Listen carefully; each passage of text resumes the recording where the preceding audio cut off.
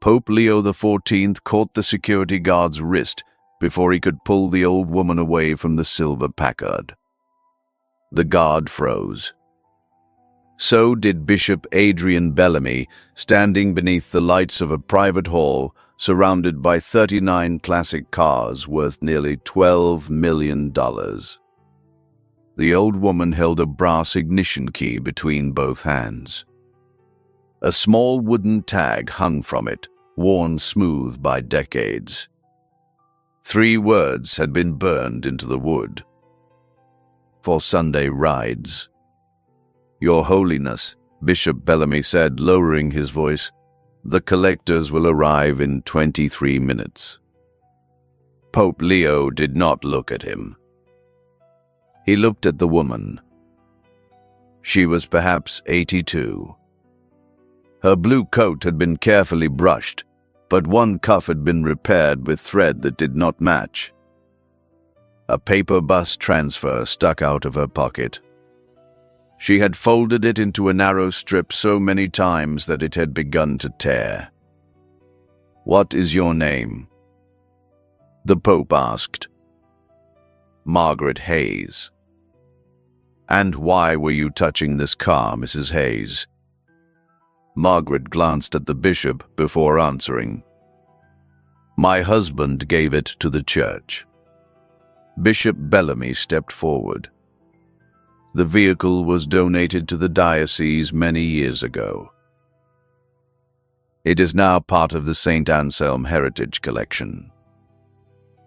Mrs. Hayes entered through a restricted door. Margaret lowered the key. "I only wanted to see whether it still fit." The Pope took the brass key from her palm. Then he looked past the Packard. There were polished Cadillacs, 2 Rolls-Royces, a red Italian sports car, a black Mercedes from the 1930s, and a row of convertibles shining beneath museum lamps. Velvet ropes separated them from the marble floor. Beside each car stood a card with its estimated value. The cheapest was worth more than Margaret's house. On the far wall, a gold sign announced that the collection would be transferred at noon to a newly created Diocesan Heritage Foundation. The Pope checked the clock. It was 11:38. "What happens at noon?" he asked. Bishop Bellamy answered carefully. "A legal transfer. It will protect the collection from future budget pressures and preserve it for generations." "Protect it from what?" "From being broken apart for temporary needs." Margaret's fingers closed around the torn bus transfer in her pocket. Pope Leo noticed. He asked her how she had reached the hall. "2 buses," she said. "Then I walked from the highway." "Why did no parish driver bring you?" No one answered. The Pope turned toward the bishop. Bellamy's expression did not change, but his right thumb rubbed the edge of his episcopal ring. "The senior transportation ministry was discontinued last winter," he said. "It was no longer financially sustainable." Margaret tried to defend him. "I did not come to make trouble." Pope Leo gave the brass key back to her. "That may be true," he said. "But trouble was already here." He stepped beneath the velvet rope and placed his hand on the Packard's hood. The engine was cold. The wax was fresh. "Lock every exit," he told the guard. "No automobile leaves this hall." Bishop Bellamy stared at him. The collectors were now 20 minutes away. The legal papers were already waiting. And Pope Leo XIV had just seized control of a collection the bishop believed no one could touch. Bishop Adrian Bellamy had built his reputation on order. He had inherited debt, repaired buildings, balanced budgets, and won back wealthy donors. He arrived early, remembered every number, and never raised his voice. "The church cannot serve anyone if it cannot protect its assets," he often said. That sentence had become his shield. Inside a small office beside the motor hall, Bellamy opened 3 binders for Pope Leo. The collection, he explained, had begun with donated vehicles. Some had been restored using unrestricted gifts. Others had been purchased at favorable prices and increased in value. "It is not my private collection," he said. "I hold it for the diocese." "Do you drive them?" "Only when maintenance requires it." "Do the poor?" Bellamy paused. "These are historic machines, Holy Father. They are not suitable for ordinary transportation." The Pope opened the first binder. The paperwork was clean. Each car belonged to a diocesan entity. Each restoration had been approved by a committee. Each expense had a signature. There was no envelope of stolen cash. No secret garage under a mansion. Nothing that looked like a simple crime. That made the truth harder. Bishop Bellamy had not hidden the cars. He had taught everyone around him to call them ministry. A financial officer entered with the transfer documents. Once signed at noon, the collection would pass to a separate board, chaired by Bellamy. Pope Leo looked at the clock. 11:44. He turned to the final page of the senior transportation budget. The St. Christopher Ride Ministry had served 7 parishes. Its annual cost had been $186,000. Bellamy had closed it as unsustainable. In the same year, the diocese had spent $1,800,000 restoring 3 automobiles. The bishop did not deny the numbers. The restoration money was restricted by donors. Pope Leo tapped the page. "And the money that maintained the senior vans?" "General operating funds." So, one kind of money was protected. Yes. And the people were not. Bellamy's jaw tightened. That is not a fair description. Margaret sat outside the office, watching the key in her hand. Pope Leo opened the restoration file for the Packard. Under the newer invoices, he found an old maintenance card stained with grease. The handwriting had faded, but the title remained clear. St. Christopher's Sunday Car. Below it were 14 names and pickup times. Mrs. Doyle, 7:10. Mr. and Mrs. Green, 7:25. Miss Alvarez, wheelchair, 7:40. The last name was Margaret Hayes. The Pope carried the card outside. "You rode in this car?" Margaret nodded. "My husband, Thomas, repaired it after the original owner gave it to our parish. Father Bellamy drove it on Sundays before he became a bishop."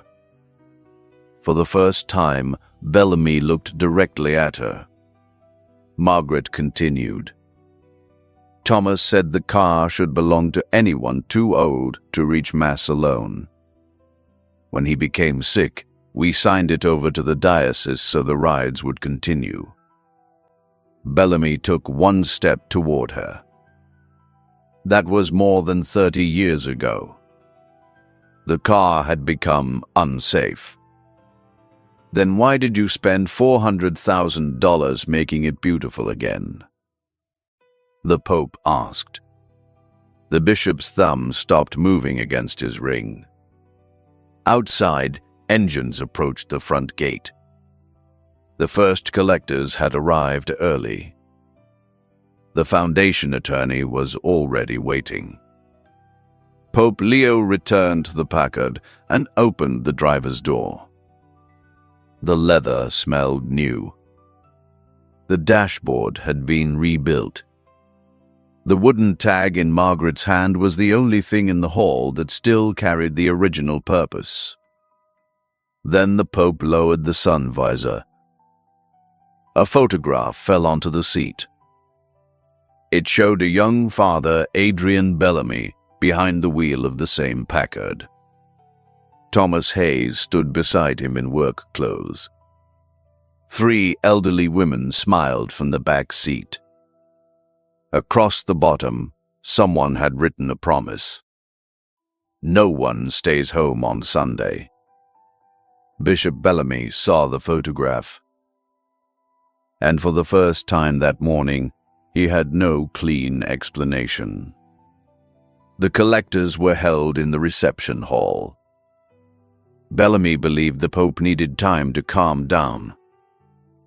He did not understand that Pope Leo was now following the people erased by the collection. Margaret led him to a narrow garage behind St. Matthew Parish, 4 miles away. The last St. Christopher van stood inside with a dead battery and 1 flat tire. Dust covered the windshield. A rosary still hung from the mirror. A paper route sheet remained clipped above the steering wheel. 28 names. Beside 11 of them, someone had written homebound. Margaret touched the passenger door, but did not open it. I kept thinking they would start again in the spring, she said. Deacon Luis Ortega had managed the ride ministry for 12 years.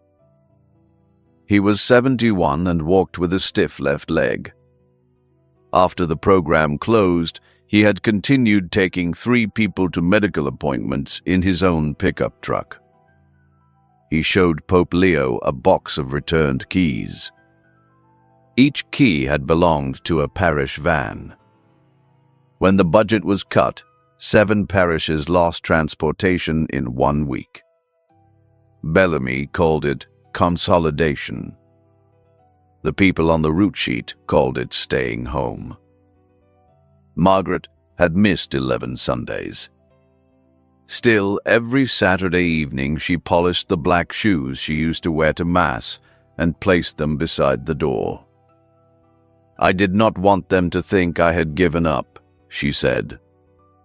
Pope Leo looked at the rosary hanging from the dead van. Who approved the closure? Deacon Lewis handed him a copy of the final order. Bishop Adrian Bellamy's signature stood at the bottom. But there was another page. 3 months before closing the vans, the diocese had transferred $600,000 from a reserve created by elderly parishioners. The money had not gone directly into the car collection. It had been described as a temporary internal loan, then moved through the general fund, before paying restoration bills. The procedure fit the diocese's internal rules. Its purpose did not. Bellamy had protected an appreciating asset because no spreadsheet showed Margaret's empty Sunday shoes. Pope Leo returned to the motor hall before noon. The bishop stood alone beside the Packard. The old photograph was in his hand. I remember that morning, Bellamy said. Thomas had repaired the fuel pump with almost nothing. I drove 12 people to Mass. What did you believe then? That the Church should reach those who could not reach it. What changed? Bellamy looked toward the cars. Responsibility changed. A parish priest can solve one problem. A bishop has to preserve an institution. Pope Leo picked up Margaret's brass key. When did preserving the institution require breaking its promise? Bellamy did not answer. He spoke about donor confidence and long-term value. His words sounded sensible. That was why they had survived so long. Then Margaret entered the hall.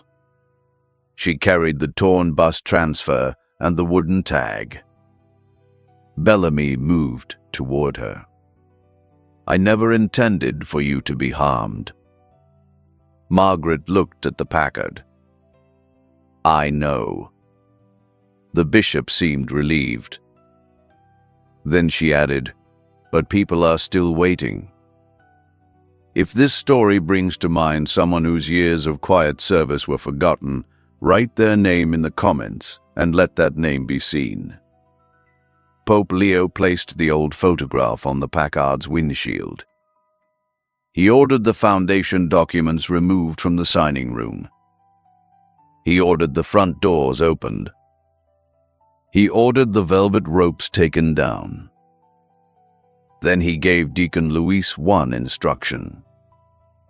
Bring every person whose name is still on that route sheet. The clock above the hall changed to 11:57. The transfer was 3 minutes away. The bishop reached for the papers. Pope Leo covered them with his hand. "No one signs," he said. Outside, the collectors had begun to gather. Inside, the first senior van in months was being started with jumper cables. At noon, the gold sign on the wall still announced the transfer of the St. Anselm Heritage Collection. But the table beneath it was empty. The contracts were gone. Attorneys and wealthy collectors stood beside the cars. A local choir waited with unopened music folders. Then the side doors opened. Deacon Luis drove the dead van into the hall. Its engine shook. Its paint had faded. It was worth less than one set of tires on the red sports car beside it. Margaret sat in the front passenger seat. Behind her were 6 elderly parishioners. 2 used walkers. One man held an oxygen cylinder between his knees. A 90-year-old woman named Ruth carried a missile wrapped in a kitchen towel so the cover would not tear. 3 more cars arrived with people from the route sheet. Pope Leo walked to the center of the hall. He did not ask the collectors to leave. He wanted witnesses. Bishop Bellamy stood beside the Packard in formal black, composed again. He had spent his life learning how to remain calm while others became emotional. Pope Leo held up the wooden key tag. "For Sunday rides," he read. Then he asked one question. Who was this collection protecting? Bellamy answered with the sentence he trusted most.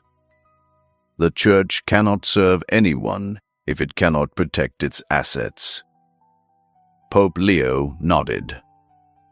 Then he pointed to the old van. Is that not an asset? The bishop looked at it. It was no longer efficient. Pope Leo pointed to Margaret. Is she? Bellamy's face changed. That is not what I meant. No, the Pope said. It is what your decisions meant. He placed the old photograph on the display stand beside the Packard. The collectors leaned closer. They saw the young priest behind the wheel. They saw Thomas Hayes. They saw the elderly women in the back seat. Then Pope Leo read the promise written beneath them. No one stays home on Sunday. Bellamy closed his eyes for 1 second. The Pope did not call him a thief. He made the bishop explain the numbers before the people who had paid the cost. $186,000 to keep the senior transportation ministry running for a year. $1,800,000 to restore 3 cars. 7 parish routes closed. 39 classic cars protected. Bellamy tried once more. The restoration funds attracted donors who would never have supported ordinary transportation. A collector near the front lowered his catalogue. Pope Leo turned toward him. "Would you have refused to help them?" The man looked at Margaret, then at the oxygen cylinder in the van. "No, Holy Father." A woman who had planned to bid on the Mercedes asked how much a wheelchair van cost. Then Margaret stepped beside the Packard. She placed the brass key on its hood. "I did not come to take this back," she said. "I came because my husband gave it away for a reason." Her voice was small. No microphone was needed. Bishop Bellamy stared at the key. Margaret looked at him with more sorrow than anger. "You drove us once, Father." The old title struck him harder than the new one. Father. Not chairman. Not administrator. The young priest in the photograph had once waited outside small houses, carried walkers, and known every name on the route. The bishop reached toward the Packard, but his hand stopped before touching it. Pope Leo spoke quietly.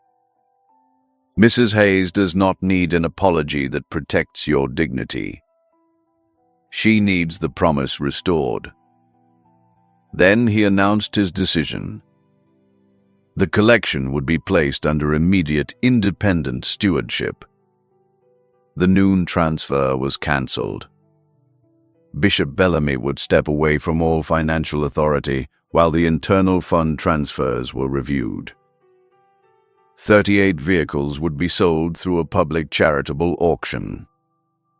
Not $1 would return to the prestige budget.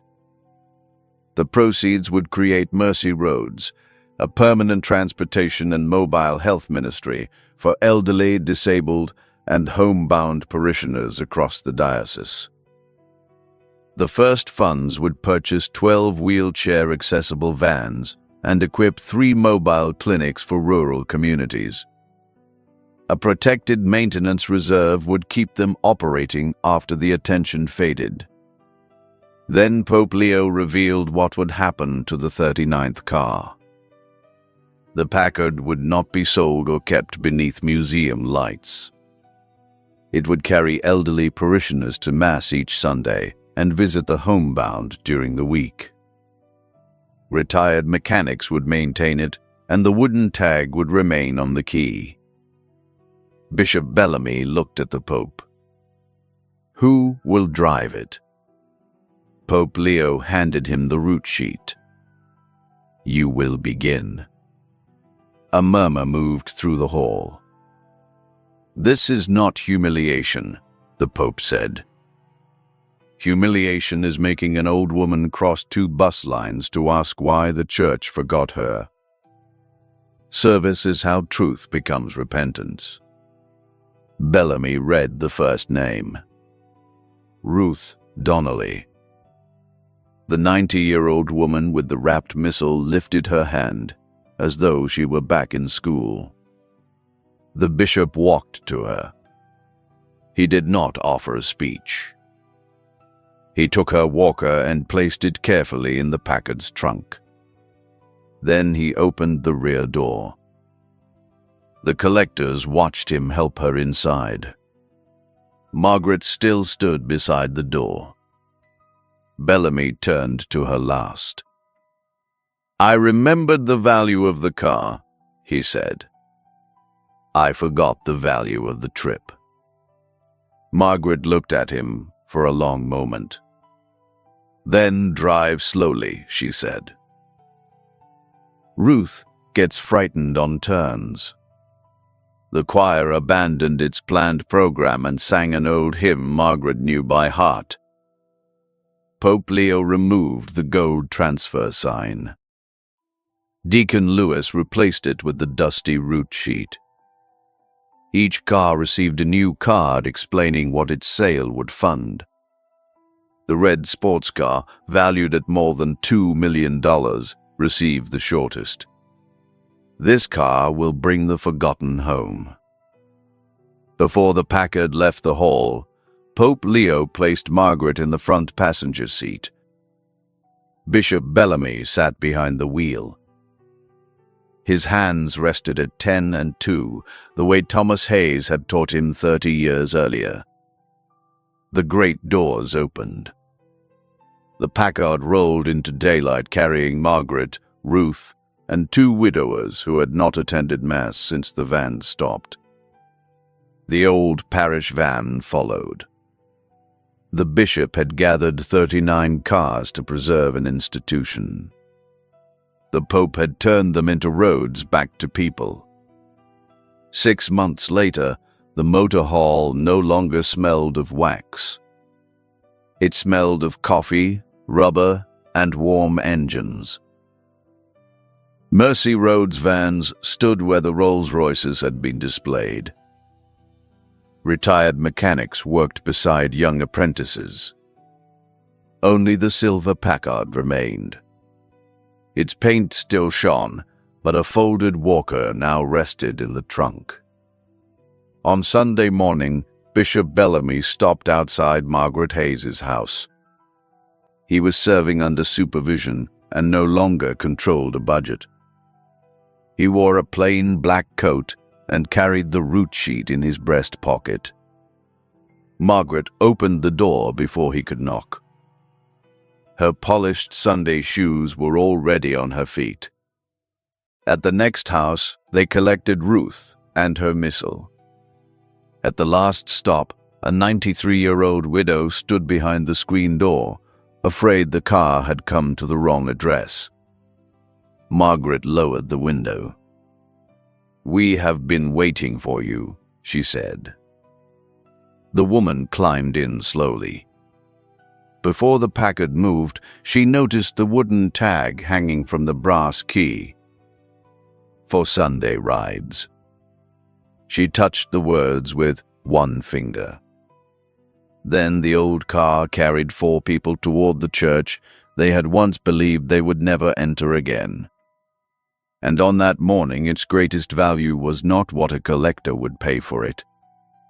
Its greatest value was that no one stayed home.